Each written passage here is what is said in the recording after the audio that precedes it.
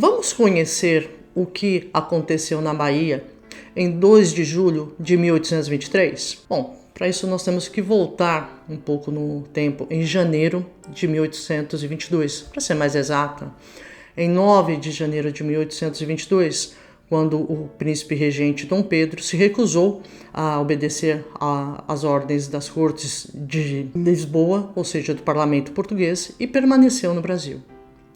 Isso fez com que os políticos portugueses engrossassem ainda mais a repressão aos brasileiros. Em fevereiro daquele ano, o parlamento português substituiu o governador da Bahia, baiano, chamado Manuel Pedro de Freitas, por um cidadão português. Só que a população da província não gostou nada dessa situação. E isso piorou em 19 de fevereiro, quando militares portugueses invadiram o convento da Lapa, em Salvador, e assassinaram a abadesa Joana Angélica, uma senhora de 60 anos de idade. A brutalidade foi enorme, pois, segundo os relatos da época, os portugueses usaram golpes de baioneta. Isso fez com que várias rebeliões começassem a eclodir em Salvador e logo tomaram toda a província. São as chamadas Guerras da Independência. Em 7 de setembro de 1822, quando Dom Pedro proclamou a independência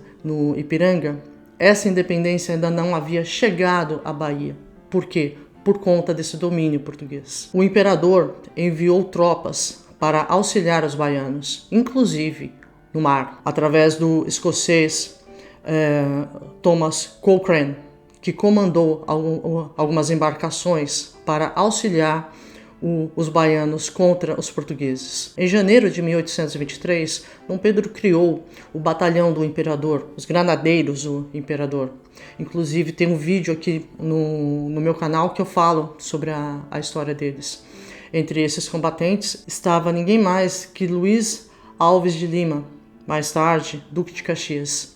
Esses homens, eles foram enviados para a Bahia também para auxiliar a população. Os combates duraram até 2 de julho, quando finalmente os baianos conseguiram vencer e expulsar os portugueses.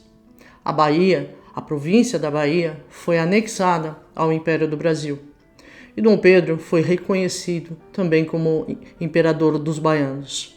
Logo, o que ocorreu ali na Bahia não foi um movimento separatista, mas sim um movimento que o povo baiano queria pertencer ao Império do Brasil.